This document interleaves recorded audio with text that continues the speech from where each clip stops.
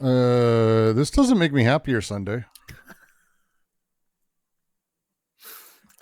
This, not sure. 2 members of Elon Musk's Department of Government Efficiency were given accounts on classified networks that hold highly guarded details about America's nuclear weapons, 2 sources tell NPR. Luke Ferreter, a 23-year-old former SpaceX intern, and Adam Ramada, a Miami-based venture capitalist. What the fuck? A Miami-based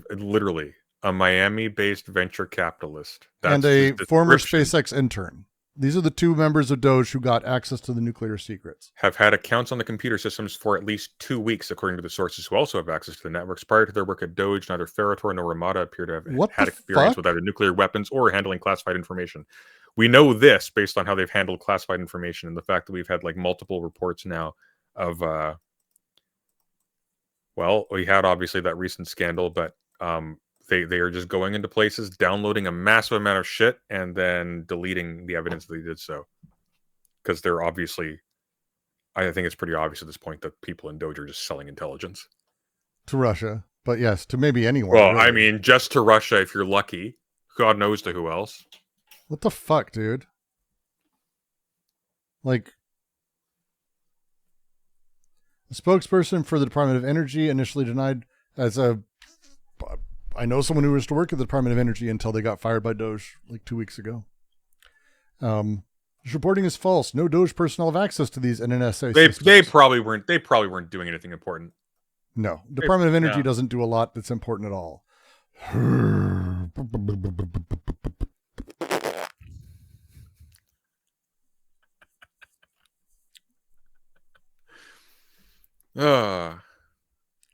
This is literally like it.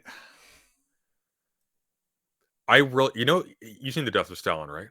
Oh yes, adore that film. I want him to do a movie about Doge so badly. Can you imagine? That would be so good. It would almost make it worth it. How about this? This happened just now. Donald Trump is demanding investigations into negative approval ratings polls. Okay, that makes me happy. Oh, come on, play. I love that shot of him too.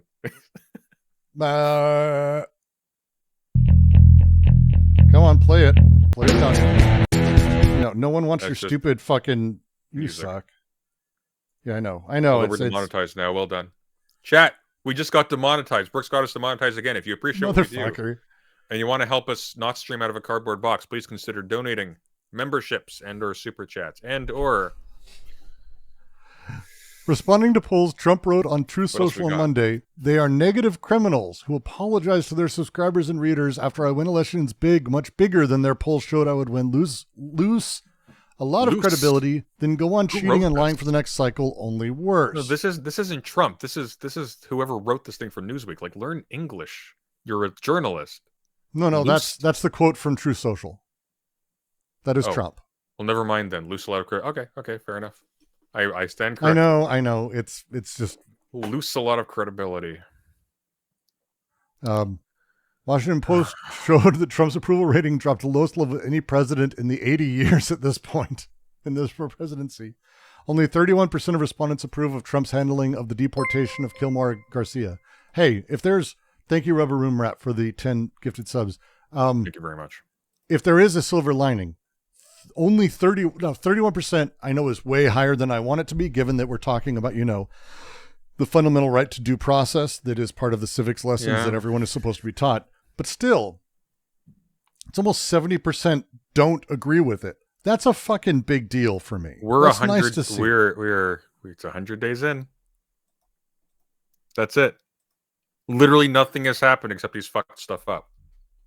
Nothing has happened except a long string of just fucking stuff up. Great pollster John McLaughlin, one of the most highly respected in the industry, has just stated that the failing New York Times poll, the ABC Washington Post poll about a person named Donald J. Trump, are fake polls from fake news organizations. They suffer from Trump derangement syndrome. There's nothing about anyone or anything can do about it. They are sick. Almost only write negative stories about me, no matter how well I'm doing. 99% 9 at the border, best number ever, and are truly the enemy of the people. I wish them well, but will continue to fight to make America great again. He's a grandmother on Facebook. That's what he is. He is. It's a trip because when you start talking about like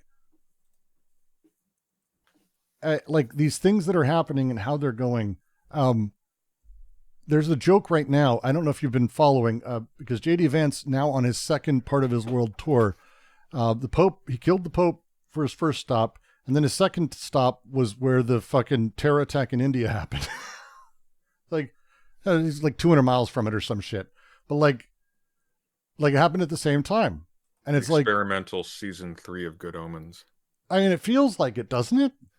Because it's just over and over and over. These things are happening around these people, around all this shit. And it's like, what the fuck is happening? It's fucking crazy. And everything they're doing at every step, like we can't even cover all of the stuff because again, the insanity of, for example, the Narcan program that was put in. Narcan is a thing that helps people who fucking, get heroin, die, overdose. Narcan saves a fuck ton of lives. And it's something that they sort of put out in everything. Only way to save people from fentanyl overdose. It is. And the federal distribution of Narcan everywhere, which is something that Health and Human Services was in charge of, he's ending it.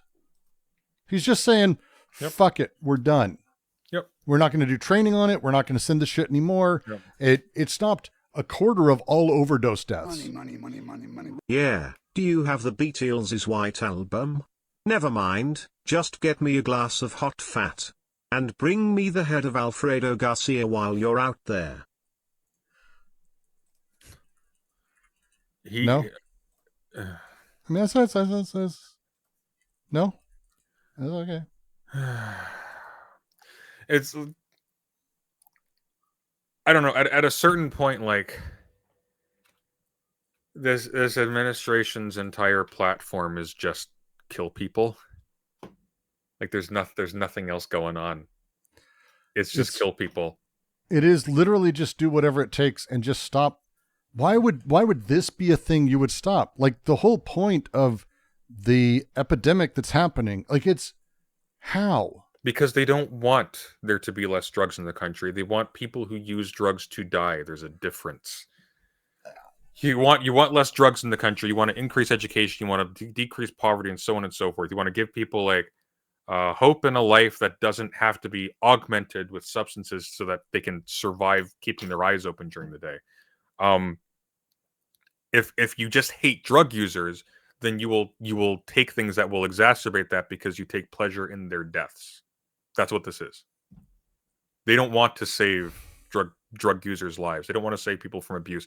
They consider people who are addicted to drugs, despite the fact that they're all on cocaine, they consider those people to be subhuman. So that's it. It's literally just vote me in, and I will kill as many of you as possible. And because secretly, a solid third of you are as ugly as I am, you will applaud me for it. And it's he's at the stage, and this is, again, we're 100 days in, and we've reached the point where all of the policies are already showing signs of failure. We're already seeing hardship and brutality at ports and grocery stores and jobs. 250,000 people just in March and just in the government lost their jobs. That doesn't count all the other jobs that have had layoffs over the last 3-4 months, all of that shit. And his approval ratings are incredibly low. He's being beset on all sides. Today, the Supreme Court, they were at the Carolyn Levitt, the bitch who runs his PR, was asked, curious, are you going to arrest the Supreme Court judges when they make a big deal out of this? She refused to rule out arresting the Supreme Court justices. Like, we're just there. Yep. Saying that the poll numbers are lies. Like, it's fucking crazy. My soft tangential prediction is that Trump is going to be, if not the straw that breaks the camel's back, he's going to start the process that breaks up the Union and turns the United States into an archipelago of little statelets. That's what I think is going to end up happening, because you're at a point now where it's like states are not going to, these, and it's not like Canadian provinces. These places are uniquely situated politically to manage their own affairs. They're states. You're at a point now where the federal government is a burden. It's an incompetent, parasitic thing that exists to just fuck over anyone's capacity for long-term planning or administration. That's going to be the upshot, and maybe that's even a part of the logic, because these morons are taking their cues from Mencius Moldbug. But that's what's going to happen.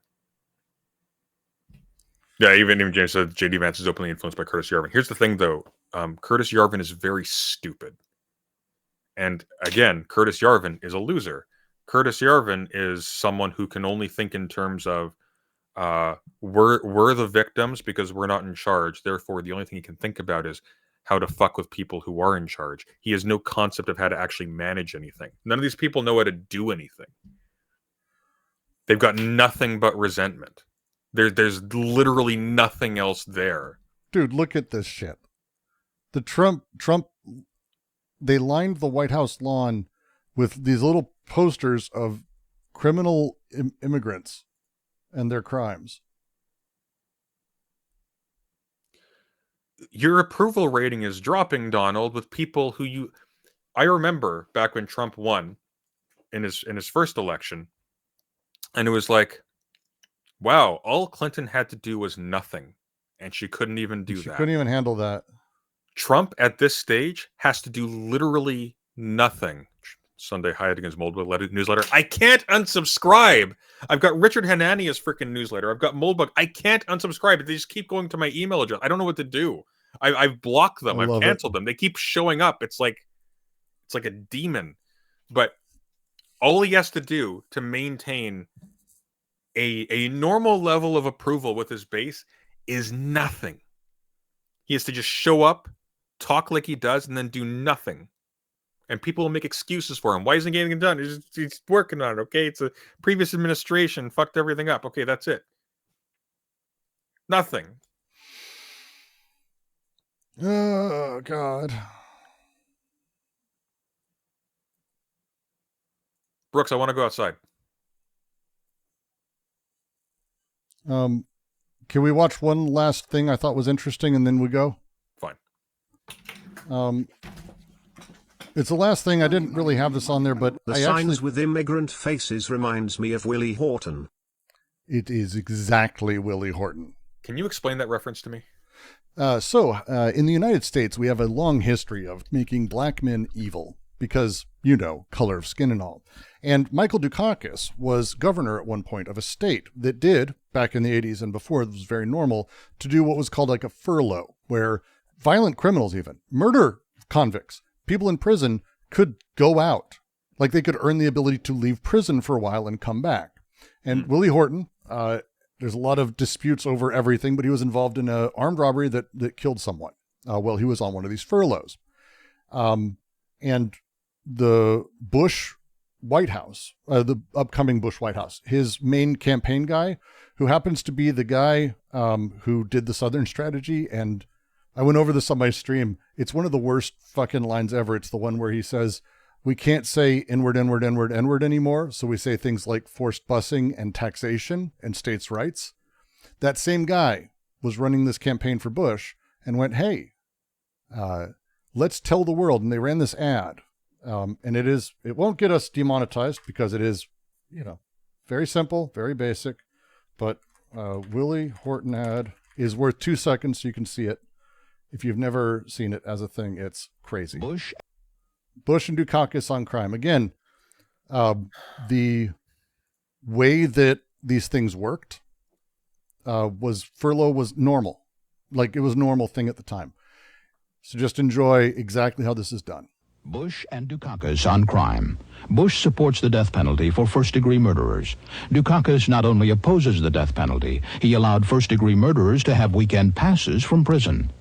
One was Willie Horton, who murdered a boy in a robbery, stabbing him 19 times. Despite a life sentence, Horton received 10 weekend passes from prison. Horton fled, kidnapped a young couple, stabbing the man and repeatedly raping his girlfriend. Weekend prison passes. Dukakis on crime. It's literally what cost Dukakis the election. There's not even a question in anyone's mind. It's what did it. And so when he says it's the Horton thing, it's this right here. This is the famous moment, because this is the most evil black you can kind of be in a photo for white people. Like, it's beard and hair and dark. We can't really see features, and it's a clearly criminal photo. Like, it's all the shit. It's a famous image in American politics. And so when he says this looks like a Willie Horton, it fucking reminds me of Willie Horton too.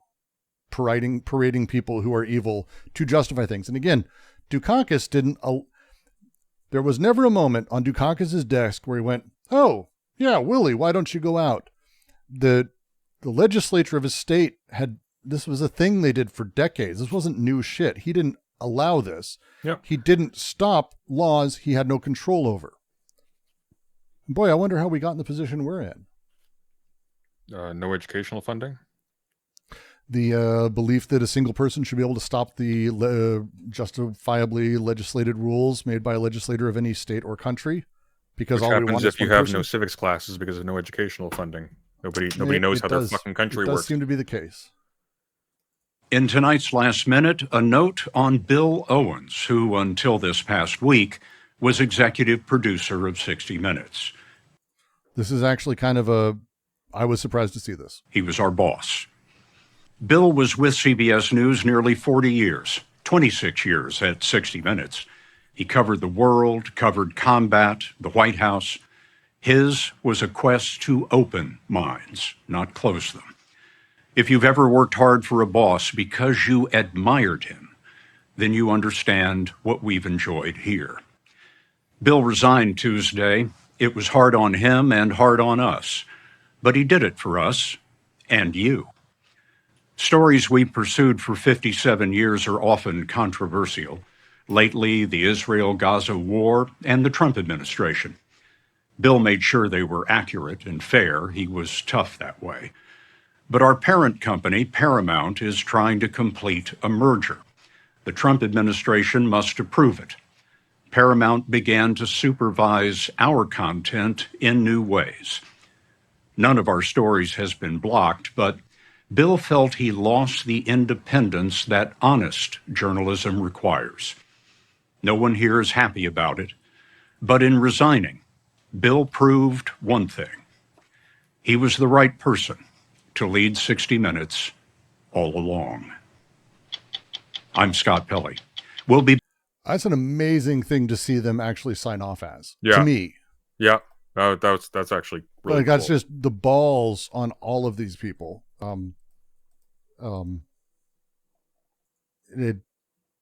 This, I think, hit me funny because Yeah.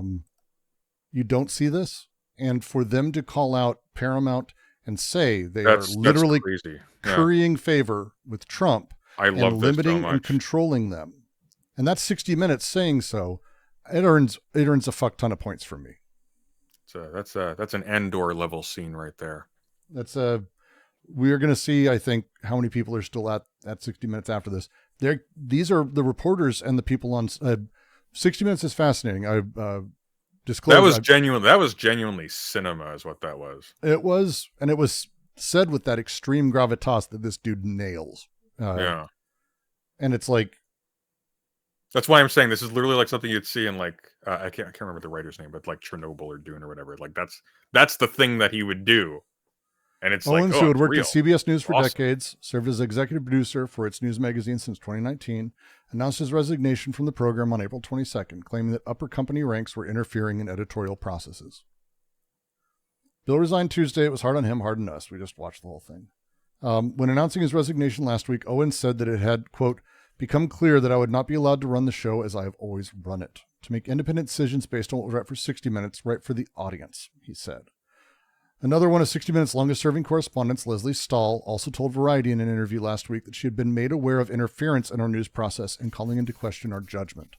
That is not the way that companies that own news organizations should be acting, Stahl, who has worked on 60 Minutes for 35 seasons, continued. Representatives at Paramount did not immediately respond to the Daily Beast request for comment. 60 Minutes is currently at the epicenter of a highly publicized defamation battle with President Trump regarding an October 2024 interview with Kamala Harris. At the time, Harris sat down with Face the Nation, another CBS News program, for an interview which aired on Sunday. Trump alleges that when sections of Harris' interview aired the next day on 60 Minutes, her answer to a question about Israel was edited differently to what was broadcast on Sunday to make her look better. He subsequently filed a $10 billion defamation lawsuit and amended it to $20 billion in February. They've denied the claim. And Paramount is trying to merge with Skydance Entertainment, Larry Ellison's kids' movie and interactive production company, Skydance. Yeah. Larry Ellison, founder of Oracle. Remember, we only have like 9 people in the world that matter. And his kids are that. If Paramount doesn't get to, Paramount might be in trouble because streaming services and content are the future, and Skydance owns an excessively large amount of content that they need access to. So they need this merger to happen for their stock prices, both of them, and to make all these things happen, to make everyone rich. And Trump, who's suing them for $20 billion, also has the power to stop the merger. Because we live in a kleptocracy in every single way. And it's barefaced. It is nice that it's obvious, though, isn't it? It is good. You don't have to dig. It's just right there. It's never been just right there like that. The executive producer of CBS News 60 Minutes, Bill Owens, resigned today. Now, normally that would... This is, again, we're seeing breaks that we haven't seen before. Oh. And, again, the liberal news class, full disclosure, I was on 60 Minutes. I worked with them. I got to know producers on it for obvious things. If you don't know me, it's the way it goes. But they're really kind. They're very professional, but they are absolutely that mainstream liberal audience. Like, I'm not going to say otherwise, but they do care about what they do. They really care about the effort. This type of thing means that they were pushed further than they've ever been pushed. This doesn't happen. And other reporters are furious because they see this as being the sort of canary in the coal mine for the rest of them. And we're going to see a lot of pushback I think we wouldn't otherwise. I'm actually really fascinated by it. Probably not be news that we would bring you, except the circumstances rise to the level of, well, alarm. Owen said in a letter to his staff that, quote, over the past months, it has become clear that I would not be allowed to run the show as I have always run it, to make independent decisions based on what was right for 60 Minutes, right for the audience, unquote. And the context here is key, because President Trump has been suing CBS News and its parent company, Paramount Global, for $20 billion for what the president calls, quote, unlawful and illegal behavior, unquote, though his accusations, according to legal experts, do not withstand scrutiny. This is what happened. Last fall, 60 Minutes interviewed Vice President Harris. President Trump declined the show's offer to sit down with them for an interview. During the Harris interview, 60 Minutes correspondent Bill Whitaker asked the then-sitting vice president why Israeli Prime Minister Benjamin Netanyahu was not apparently listening to the Biden administration. Now, a preview of her answer ran in a preview clip on CBS's Face the Nation on Sunday morning. The work that we have done has resulted in a number of movements in that region by Israel that were very much prompted by or a result of many things, including our advocacy for what needs to happen in the region. The next day, however, 60 Minutes ran this answer when it ran the actual edited interview. We're not going to stop pursuing what is necessary for the United States to be clear about where we stand on the need for this war to end. Now, CBS News explained the discrepancy, saying that they merely ran 2 different parts from the same longer answer, and under pressure they revealed their transcript, and that is indeed what they did, as frankly happens all the time, including with President Trump's taped interviews. For instance, just for instance, in June of 2024, this ran on Fox. Would you declassify the Epstein files? Yeah, I would. What a great example for him to choose. And have you seen this? This is like one of the best. This is amazing for him to choose this. Fuck yes, Tapper. This is great. Definitive, firm, Yes, I would. But as Semaphore noted at the time, the full unedited version featured Trump sounding far less definitive. Would you declassify the Epstein files? Yeah, I would. All right. I guess I would. I think that less so because, you don't know. You don't want to affect people's lives if it's phony stuff in there because there's a lot of phony stuff with that whole world. The president alleges that editing the 60 Minutes interview and running 2 different answers to the same question helped Vice President Harris and amounted to electoral fraud. In reality, this is just editorial discretion. Editors do it all the time with recorded interviews, a lot of fake stuff in the Epstein files. With taped interviews and Donald Trump. Don't want to take those too seriously. All the time. And legal By the way, experts, left, right, and center say... Who is a lot on Epstein's plane? A lot of it, actually. A lot of it. He's on a lot of it. Where are the Epstein files, by the way? All that stuff that's really super important that we were always going to declassify? Huh. I don't know. Where'd it go? That this lawsuit in a court would certainly fail spectacularly. But Paramount Global, which owns CBS News, is currently trying to merge with Skydance Media. And in order to do so, they need the approval of the Trump administration, specifically the FCC. 1 moment, pause. Tighten and that under paywall. Can you get me a non-paywalled version, please? I don't know what this is. It's another. I think it's fine to mention it. There's another set of introductions of resolutions to impeach Trump being passed through Congress, but again, it doesn't. I just can't open. I can't open this document, so I don't know what it is. Like it literally is just paywall to me. It doesn't even give me a preview. Oh, that's fine for me. Detroit Free Press is very not free. It looks like this. We'll run through it.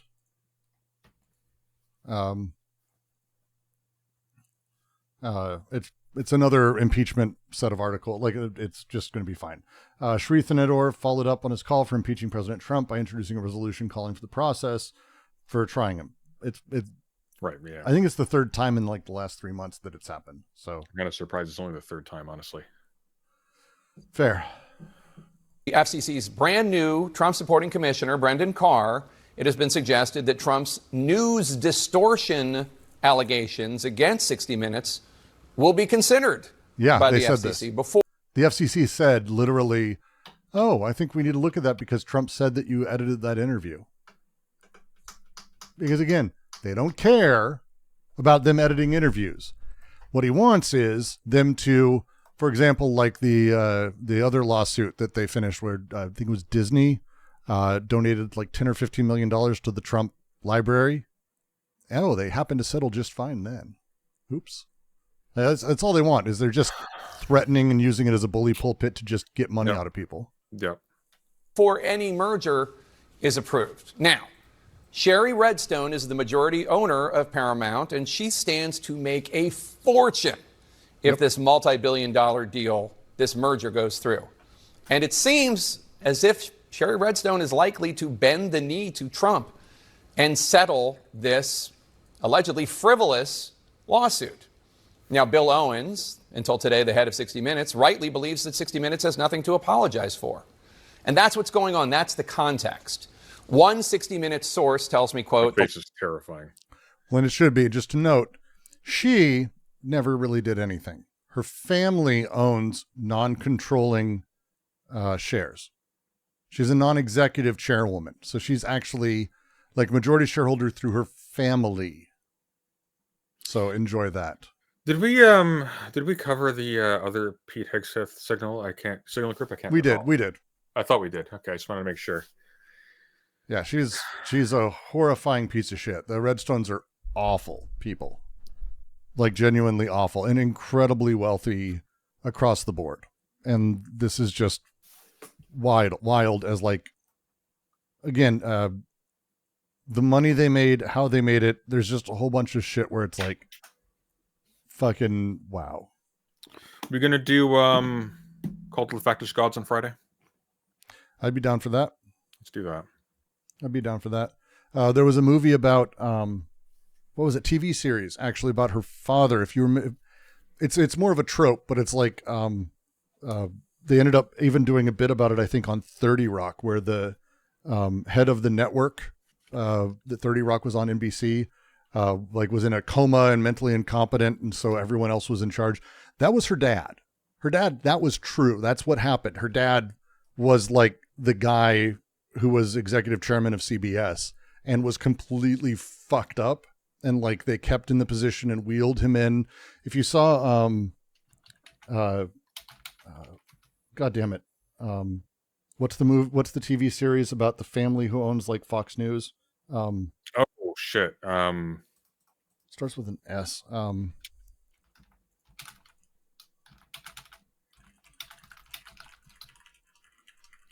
Fucking Christ. It's just called the Murdochs? Succession. No, the Murdochs is... No, I'm talking about the fake family. So in Succession, there's one of the major owners of the board is this woman who is like wheeling her father in and out, and he's not really voting. It's like a running joke in the show. I didn't even know that it existed. That's weird. It's a running joke in the show of like, oh no, my father says this, and this, but he's like drooling and not even there. That's her. She's that. She is that woman. That's who they're talking about. So that's how this person doesn't care about anything politically, is literally her whole family like abused her father into the ground to maintain power and then put herself in power. It's fucking wild. That's got Brian Cox in it. Oh no, Succession's phenomenal all the way through. It's one of the best television series of that style. It's all of this. It's actually good beginning to end.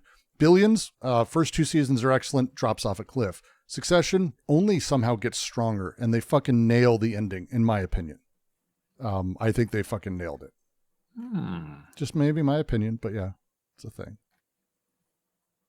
The lawsuit was baseless. He wouldn't apologize, meaning Bill. Bill Owens wouldn't bend. He fought for the broadcast and for independent journalism, and that cost him his job. It's shameful, unquote. A second 60 Minutes source tells me, quote, Bill has widespread support at 60. He's dedicated his life to CBS and the broadcast. And this was his last act of dedication to it. It's like a guy who has been battling for months against an attack, unable to defend the broadcast from inappropriate corporate influence. He pulls the pin from his last grenade.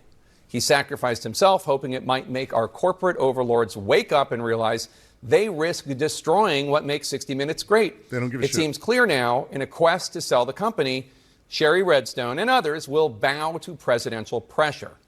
60 Minutes is one of the crown jewels of American broadcast journalism, and they have no problem crushing it in their race to make a deal and make themselves richer, unquote. Yep.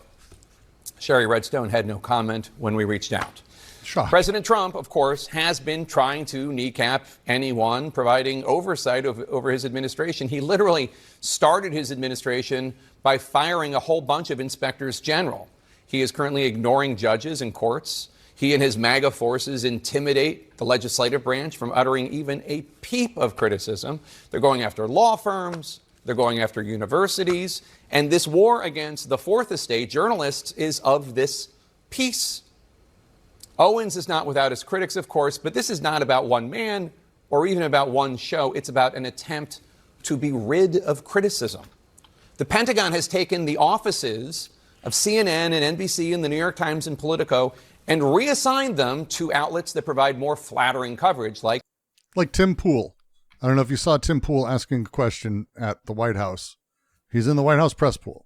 Tim Pool is in the press pool. Dressed in just the most disrespectful manner, not even a suit. And he didn't even say thank you. Didn't even say thank you. Like Breitbart.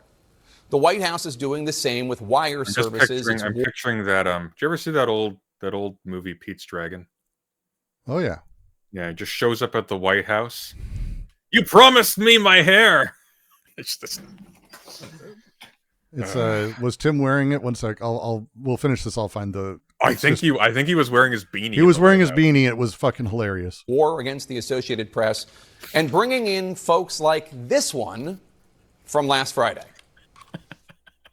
Photos have emerged of Senator Van Hollen sipping what appears to be margaritas. I still am stunned that this worked as well as it did inside of their stupid thing where the guy they put him in El Salvador, they sit him down, And very quickly, they put 2 margaritas that clearly never had anything drank out of them. And they have no photos of them drinking from them. Yeah. But just having them on the table is all it took. And because I asked, I have people in my life who are sadly touched, a little slow. Why wouldn't they have photos of them drinking it? Like, why would they not be able to take photos of them drinking it if they drank from it? And he said because the cameras probably weren't there. No, I want to understand how that works. It's like in Back to the Future 3. They just like holding it. The moment they drink it, they just collapse on the ground. They've never drunk anything in their lives before. They're all just virginal. They're just like, yeah. What was that? That was I'm fine. It's just the first one that popped up to just show our friend Tim Pool at the White House in his beanie and hoodie. But it's like his nice hoodie. He's got like the fucking, the little edge flaps like a sport coat would have. It's like his nice hoodie, I think. Move that has ignited discussion. This AI. It's a lapel. It's a lapel. Terrorist. This is not even showing video. The number of AI channels is so horrifying. But I love how he just looks like there's a kid there. It does. He looks like a little child, like a little kid from South Park. And like, hey, we have our Make-A-Wish Foundation reporters here. Hey, do you want to ask a question of the president's press secretary? You couldn't put a dress shirt on. That was too uncomfortable for you. It looks like he's on his knees. It's such a weird photo. He's such a fucking unlikable person. God. With Abrego Garcia down in El Salvador. The fact of Tim Pool's success should be the quintessential answer to anyone who's still under the delusion, or was ever under the delusion, that America is a meritocracy. Dear God, what an embarrassment as a specimen. He is. Democrats to fly down to El Salvador to meet with this illegal alien who's an accused wife beater. I like this guy. See, now this is the kind of a reporter we like. There aren't a wife beater, you say? Yeah. That's one of my people. That person, of course, that was asking that question was asking about a lie. Senator Chris Van Hollen says that those margaritas were never touched. They were set up on the table. Again, if they were drank, they would have had photos of them drinking it. They have video of the entire thing. It's such an insane, weird thing that you have to genuinely have no critical thought skills whatsoever to swallow that tripe. It's amazing. By somebody working for the president of El Salvador to make a joke of this senator's meeting. Those margarita glasses were propaganda, and that's what that person asked about. And of course, also, if I were the hotel, I'd be like, couldn't you at least have told us to make like pretty ones? Like, what the fuck kind of margaritas are those? They're like the kind of glasses. It's like water. It's like water. That's not a margarita. Like what? How is it a margarita? This is the things I don't understand about this lie. Like, it's not a margarita. Like, I don't understand how it's a margarita. I bartended. My brain has been working on this because the cherry on the side.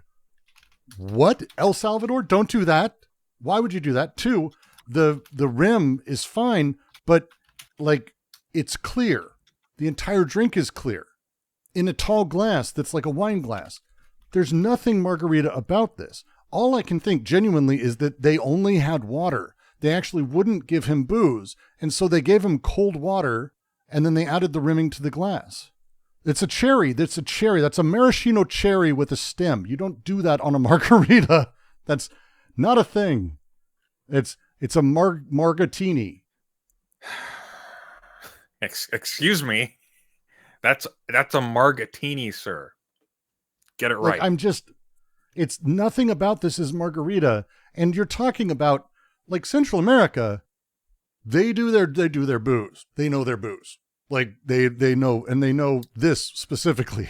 It's so confusing to me. Like, well,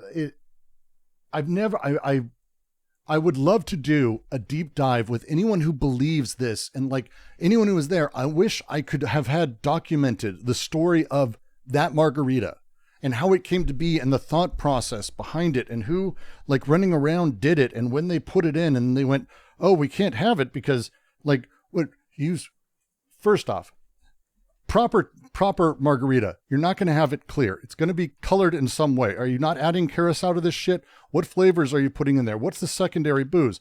Are you using, is it pure clear tequila? Like a nice silver? Like what the fuck are you doing? And it's not refracting like booze, by the way. It's not refracting like booze. It's steady. So there's some weird shit there. All confusing to me. I don't even, it's like the hotel wasn't open. Like this is probably what it is. The hotel bar wasn't open and some guy just went behind there and they grabbed 2 wine glasses and he just went, okay, well, wet it a little bit, put it in some salt. And then what do you have? Oh, well, they have cherries here for Shirley Temples. Okay, put those on top. Fill it with water. Out we go. I don't. It's just cucumber water. I'm just. Look, on behalf of former drinkers and current drinkers and professional drinkers, how is no one said that's not a margarita? Hi, a happy thought. Oh, I don't have a happy thought, but I have a secret to tell you. No, it's about a happy thought. Hello?